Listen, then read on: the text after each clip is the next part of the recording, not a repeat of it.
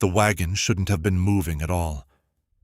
It came down the road at a steady walking pace, the kind of pace a team keeps when the driver knows the way.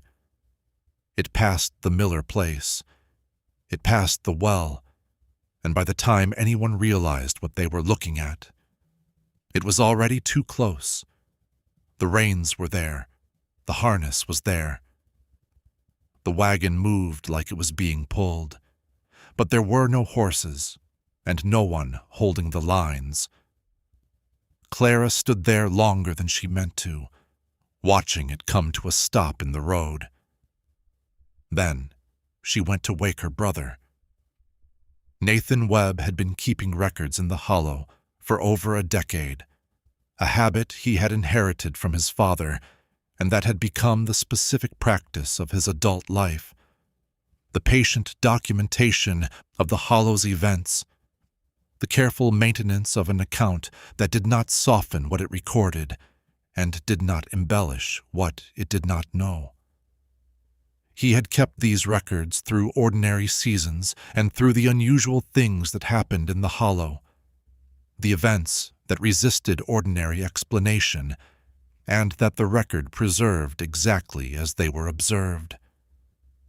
He came to the window, still pulling on his coat, and he looked at the wagon standing in the road, and he was quiet for a moment. Clara watched him look at it. She had already had several minutes with it, and she had already done the inventory. The absence of horses, the stillness of the harness, the absence of a driver, and she had already arrived at the state she was in now, which was a calm that was not the absence of feeling, but the specific calm of a person who had been with something strange long enough to settle into it. "How did it come in?" he said. "Rolling. From the north. At a walk." She paused. It moved the whole length of the road. Past Miller's, past the well. It stopped on its own in the center. He looked at the wagon for another moment, at the harness, at the seat. "Did it slow to stop or stop suddenly?" he said. She thought about it. It slowed, like a horse slowing to a stop. It came down from the walk gradually and stopped where it is. He pulled on his coat the rest of the way and went outside. The wagon stood in the center of the road in the early April morning. The sun was just above the ridgeline to the east, the specific low light of a spring morning before full day, and in that light the wagon had the quality of something recently arrived. The mud still fresh on the wheel rims, the specific dark mud of the road after the spring thaw. Nathan walked around it. He was looking at several things simultaneously and trying to order them: the wagon itself, its condition, its contents, its position. But the first thing he came back to, after the first circuit, was the harness.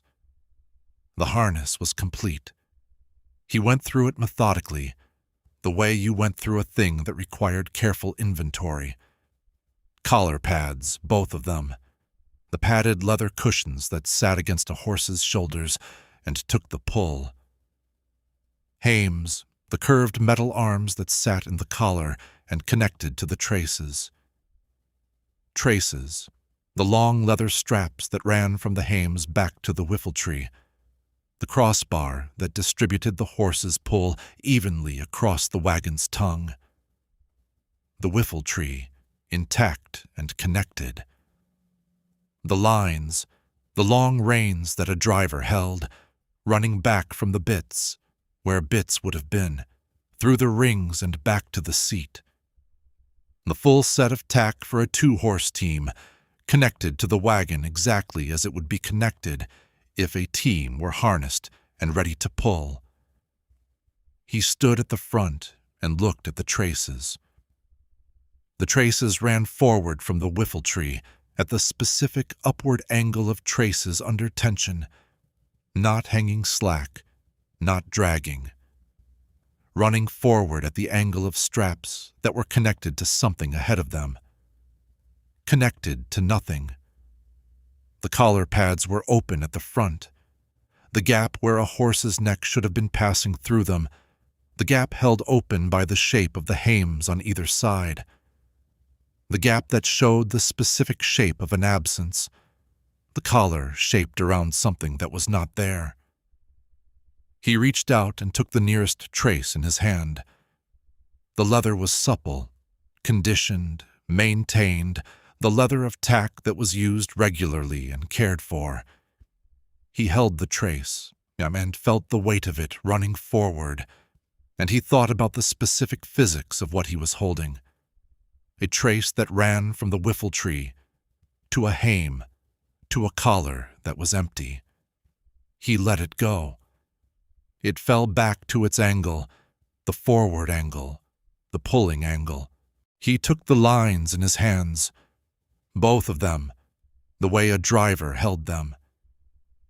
He felt their length running forward through the rings and terminating at nothing, the bits that should have been in horses' mouths and were not, the lines running forward through the air to the end of themselves. He draped them back over the seat. He stood at the front of the wagon and looked at the harness hanging in the shape of horses that were not there. He thought, this is configured for a team and a driver. The team and the driver are not here. The wagon was moving not long ago. He looked at the road. The mud was soft from the spring thaw, the specific condition of a dirt road in early April in the Ozarks, softened by the winter's melt and by the recent rains, the kind of mud that held impressions clearly and held them for days. He had read roads for 30 years, the way any man who traveled them regularly learned to read them. The ruts told you what had passed. The hoof prints told you what had pulled it. The boot prints told you who had walked. A road in soft April mud was one of the most readable surfaces there was. He crouched at the front of the wagon and looked at the road from which it had come, the road running north. Wagon ruts. 2 parallel lines of compressed mud, the specific width of this wagon's wheel spacing, running north as far as he could see from this position. He studied them. They were consistent, not varying in depth, not veering left or right, the tracks of a wagon that had traveled at an even pace on a straight line. The ruts were fresh, the mud in them still dark and wet from recent compression. He looked at the mud beside the ruts. On both sides of the wheel tracks, for the full width of the road verges, the mud surface was undisturbed. The smooth, slightly cracked surface of mud that had been rained on and had dried slightly at the surface. The specific condition of a surface that nothing had walked on since the last rain. He looked at the center line of the road between the ruts. Undisturbed. A standard 2-horse team pulling a farm wagon walked outside the wheel line, the horses positioned ahead of the tongue, their hooves leaving prints in the specific spacing and pattern of the animal's gait. 4 prints per stride, 2 horses producing 8 prints per stride in the mud on either side of the wheel ruts. He knew what that looked like. He had seen it 10,000 times. He was not seeing it. He walked north along the ruts and looked at both sides systematically, moving slowly, not allowing himself to skip ahead or assume. He looked at every foot of road surface. He walked a quarter mile from the wagon. The ruts continued, consistent and clear. The mud beside them remained undisturbed. He walked back to the wagon. He crouched and looked at the mud directly in front of the wheel line, the ground where horses would have planted and pushed in, stopping a loaded wagon.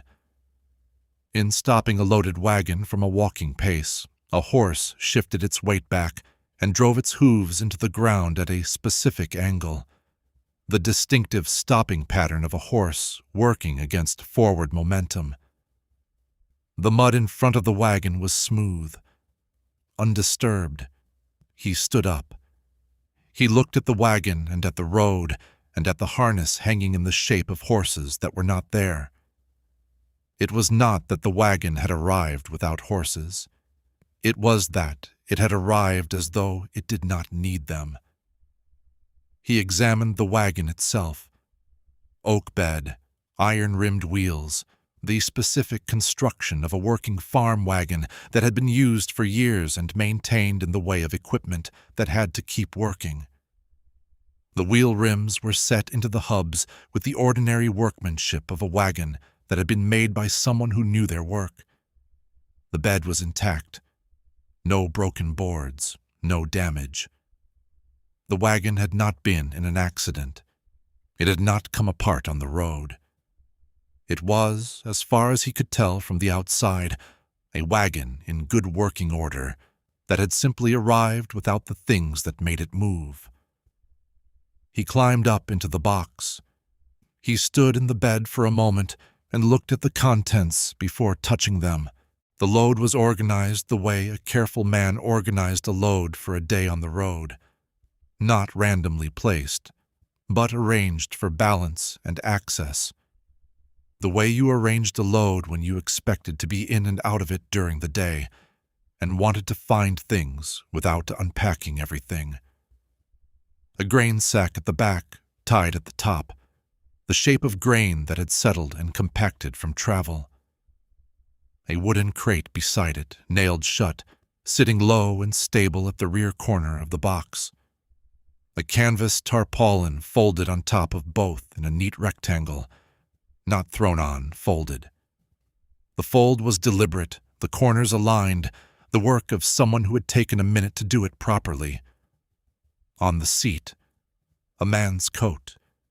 Brown wool, the working coat of a man who spent his time outdoors, worn to the specific softness and shapelessness of a garment that had been used every working day for years. The elbows were thin from resting on surfaces. The collar was darkened from contact with the neck.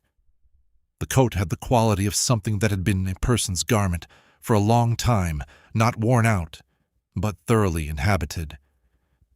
It had been folded and set on the seat. Not left, not dropped. Folded. He picked it up carefully. Right exterior pocket, a stub of pencil worn to 2 inches. Left exterior pocket, empty. Inside breast pocket, a folded piece of paper. He unfolded the paper at the crease lines and smoothed it against his knee. A list, written in pencil. The handwriting was practical, not careful or careful in practice, but the handwriting of a man who wrote when he needed to and had developed a workable system for it. The letters were clear and consistent, items and quantities listed in a column. Flour 50 pounds, salt 10 pounds, lamp oil 2 gallons, nails assorted, coffee, wire 20 feet. He counted the items. 6, 3 of them, flour, salt, lamp oil, had a pencil line through them. Checked off. Nails, coffee, wire were unchecked. He looked at the list for a long time. This was a man who had gone to get 6 things. He had gotten 3 of them. He had loaded them. The grain sack at the back of the box could be the flour, and he had gotten back on the road. He had 3 more items to collect before the errand was done. He had not collected them. He folded the list back along its crease lines and put it in the inside breast pocket of the coat, and set the coat back on the seat the way it had been. He looked at the floor of the box. A tin lunch pail. Latched closed, the tin dented and worn in the way of something used daily for years. He lifted it. Weight. The specific weight of food packed for a day. He turned it in his hands. The latch was secure, not stuck, just closed. He set it down and looked at it. Someone had packed this pail in the morning, or the evening before. They had planned to be on the road long enough to need to eat. They had not yet needed to eat. The errand was mid-morning. The lunch was not yet open. He climbed down from the wagon and stood in the road and thought about the list with its 3 checked items and 3 unchecked items, and the pail on the floor that had not been opened, and the coat folded on the seat, and the harness hanging in the shape of horses that were not there. He thought, this person expected to finish this day. This day did not finish. By mid-morning, most of Birch Crossing had come to look at the wagon. They came the way the Hollow came to look at things, specifically without drama, with the practical attention of people who were accustomed to unusual events and who had learned to look carefully before they formed a position. They walked around it and looked at the harness and looked at the road and said what they saw. Thomas Alderman came first after Nathan, while the dew was still on the wagon's boards. He walked the full circuit the way Nathan had and stopped at the front and stood looking at the traces. He said nothing for a long time. He reached out and took a trace in his hand and felt the supple, well-conditioned leather of tack that had been maintained, not the stiff, cracking leather of tack that had been stored or neglected. He said, "The harness isn't cut." "No," Nathan said. "It's not broken. It's not unbuckled. No, it's complete. The horses just aren't there." "Yes." Thomas let the trace go. He watched it fall back to its position, the specific angle, the forward cant that traces had when they were connected to horses pulling. "It still looks like they're pulling," he said. "I noticed that." Thomas put his hand flat on the iron wheel rim without being asked. He held it there. "Warm," he said. "Not hot. Warm from road friction." He looked at Nathan. This wagon was on the road not long before Clara saw it.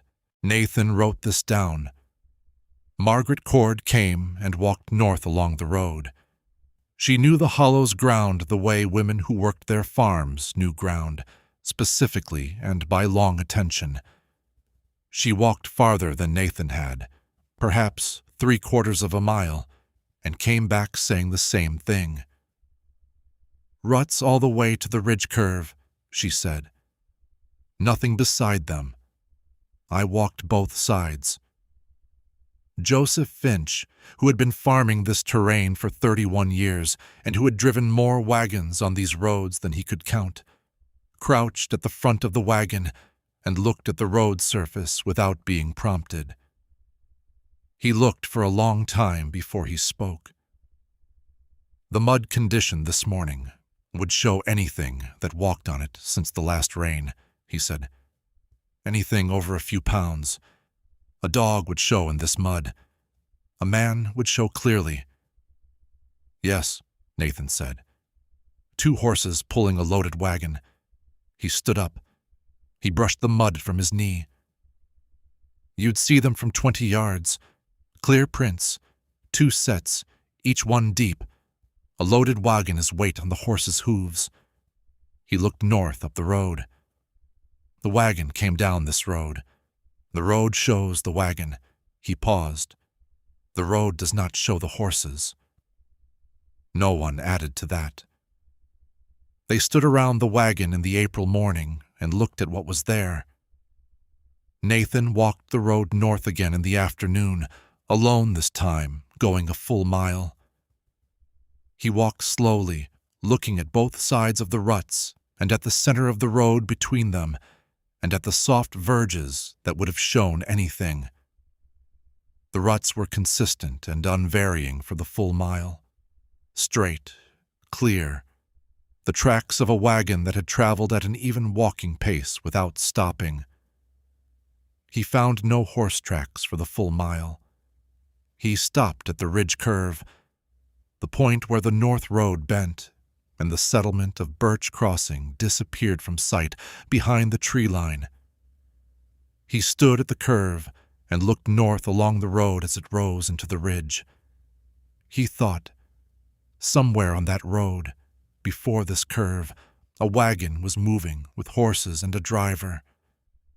Somewhere on that road, the horses and the driver stopped being part of the account. I have walked a mile looking for where that transition happened, and the road has told me nothing. He stood at the curve for a while. Then he walked back. The hollow worked through what it knew that afternoon and evening.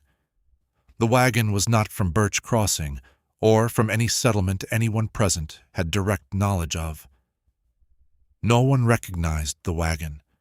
Not the specific construction, not the faded green paint on the sideboards, not the way the seatboard was mounted. No one recognized the coat. No one recognized the tools when the crate was opened. A draw knife, 2 chisels, a mallet, a small plane, a marking gauge. The tools of a man who worked wood for a living, not a furniture maker's tools. The tools of a man who built and repaired things in the field, who worked on structures and fixtures and whatever wood needed working on. The tools were used and well maintained, the edges sharp, the handles worn smooth in the specific places where hands held them over years. No one recognized them. Clara, who had found them, said, "He took care of these." She ran her thumb along the flat of the draw knife's blade. "These aren't rough tools. Someone spent time on these." No one knew whose. Nathan wrote in his notebook, April 7th, 1892. Wagon arrived in Birch Crossing approximately 6 a.m., observed by Clara Webb. Arrived from the north at a walking pace. Stopped without assistance in the center of the road. Harness complete. Collar pads, traces, whiffletree, lines, configured for a 2-horse team. No horses. Wheel ruts in the road surface for at least 1 mile north. No horse tracks for the same distance. Road examined by myself, Margaret Cord, and Joseph Finch. None of us found a single hoofprint. He wrote, "Wheel rims warm from road friction. Mud on rims consistent with current road conditions. This wagon was on the road this morning." Contents: 50-pound grain sack, crate of woodworking tools, canvas tarpaulin. Seat: a man's brown wool working coat with a partially completed 6-item supply list in the inside pocket. 3 items checked, 3 unchecked. Floor: an unopened tin lunch pail. The supply list represents a specific errand in progress. The unchecked items, nails, coffee, wire, had not yet been collected.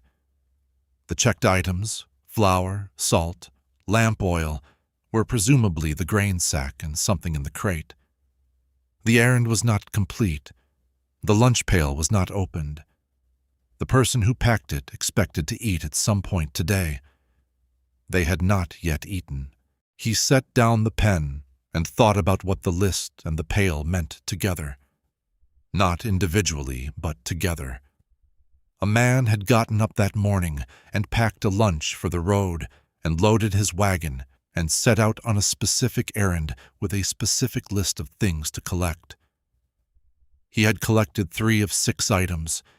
He had not yet eaten. He was mid-morning, mid-errand, midday. And then he was not with the wagon. And then the wagon was in Birch Crossing. Nathan thought about the sequence and found that it did not sequence. There was a before, the man, the errand, the partially completed list. And there was an after, the wagon in the road, the errand stopped, the lunch unopened. Between the before and the after was a gap that the evidence did not fill, a space in the account where an explanation should have been and was not. He had been keeping these records for 15 years. He had gaps in accounts before. He had never had a gap quite this specific. He wrote, "The wagon has been on a journey. The journey is not finished. No one has come to finish it." No one came to claim the wagon. The hollow inquired.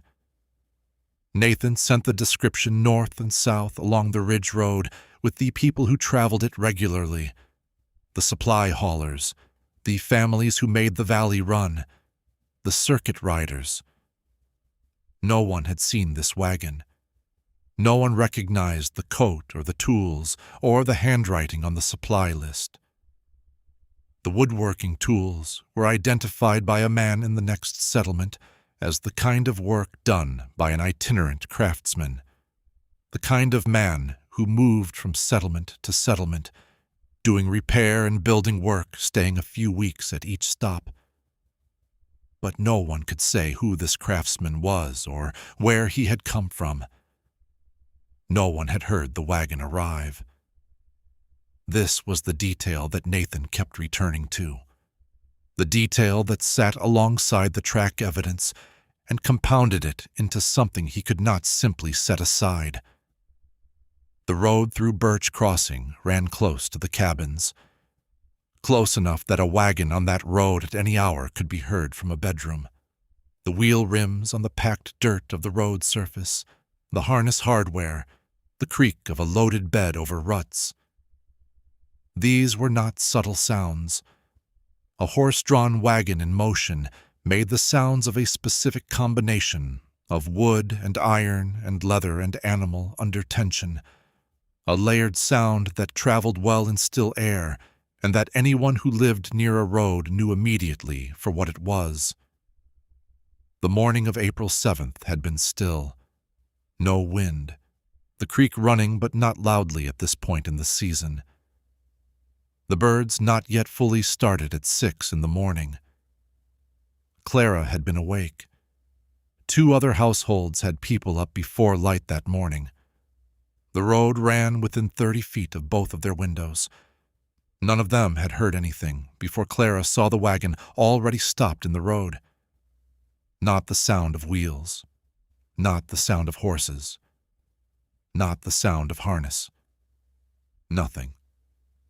Nathan wrote, if this wagon arrived under ordinary conditions, horses, driver, normal road, its approach should have been audible from the nearest structures at several hundred yards' distance on a still morning. 3 people were awake in structures within 50 feet of the road.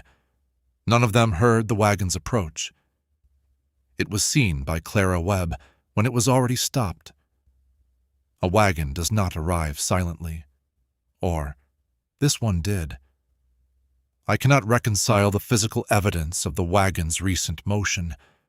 Warm wheel rims, fresh mud on the rims, wheel ruts in this morning's soft road, with its silent arrival. A wagon that was moving recently arrived silently and without tracks. These 2 things should not both be true. He wrote, they are both true. They moved the wagon to the road's edge on the 4th day. Not because anyone had decided to. Not because there was a conversation about it. The practical reality of a wagon sitting in the center of the road for 3 days was that it had become an inconvenience, and the practical response to an inconvenience was to move it out of the way. Someone hitched a horse to it and pulled it to the east verge and unhitched and left it there. The horse that pulled it showed no hesitation, no reaction to the harness that was already on the wagon.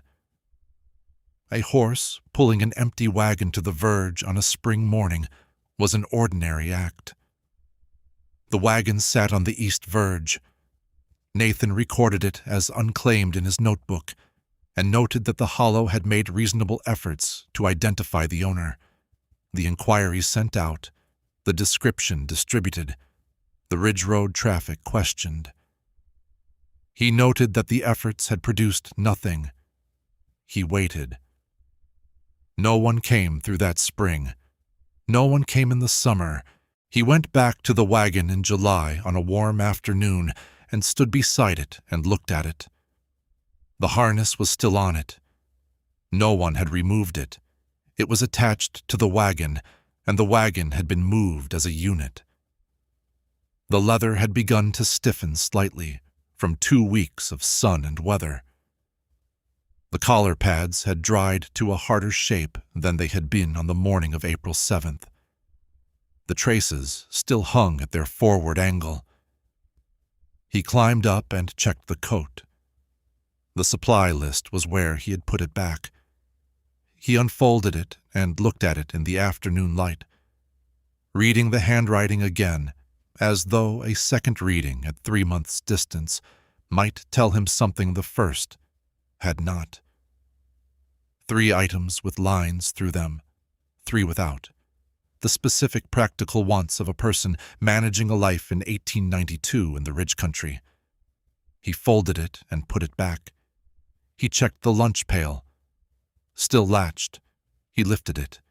Still weight.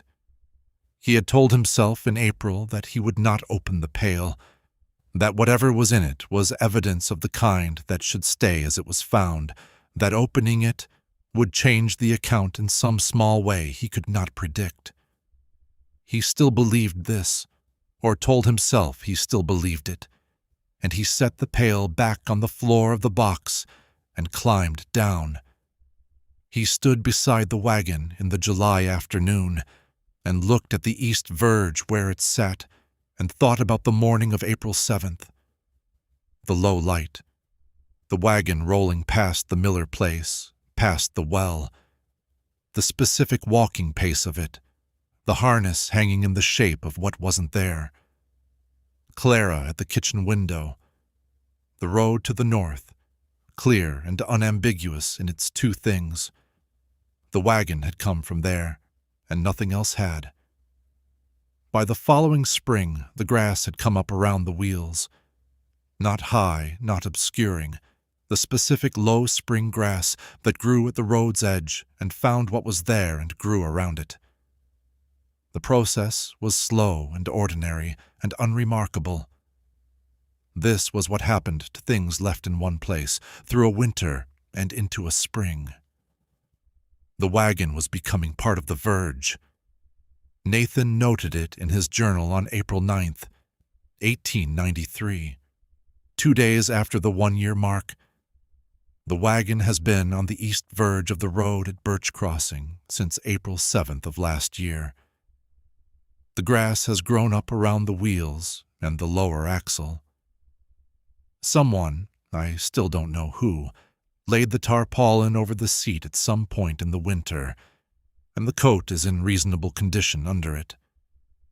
The lunch pail is on the floor, unopened. I checked it this morning. He wrote, "The supply list is in the coat's inside pocket. 3 checked, 3 unchecked. I have looked at it a dozen times in the past year. The handwriting is the same each time. It has not told me anything new. The wheel rims have rusted at the edges. The harness leather has cracked. The collar pads have lost their shape. The wagon is becoming the verge in the way that things become the places they are left. Slowly, visibly, without announcement. I walked the north road again this morning. The wheel ruts from April 7th of last year are gone, erased by a year of weather and traffic and the spring's mud. There is no physical record of the wagon's arrival left in the road. What is left is the wagon, the coat, the pail, the tools in the crate, which I have not opened again. I don't know where it came from. I know where it stopped. I know the road showed its wheels and showed nothing else. I know it arrived with a warm wheel rim and an unopened lunch and an errand that was half done. It had come from somewhere, but there was no road back to where it had been. He closed the notebook and looked at the wagon through the window.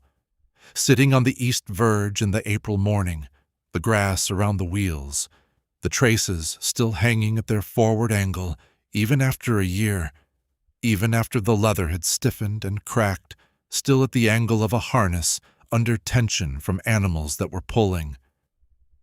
Still pointing forward, still pointing toward whatever had been there. The wagon came in just after first light. It rolled through the settlement at a walking pace, past the Miller place, past the well, to the center of the road. It stopped. No horses, no driver. The traces running forward at the angle of a team in motion, running forward to nothing. The lines draped over the seat where hands would have held them. The lunch pail on the floor of the box, latched, waiting. The supply list in the coat pocket. 3 things done. 3 things left to do. The wagon stopped in the middle of a journey, and the journey did not continue. If stories like this stay with you, there are more waiting, because some of them never really ended. These are the stories from the edges of the recorded world.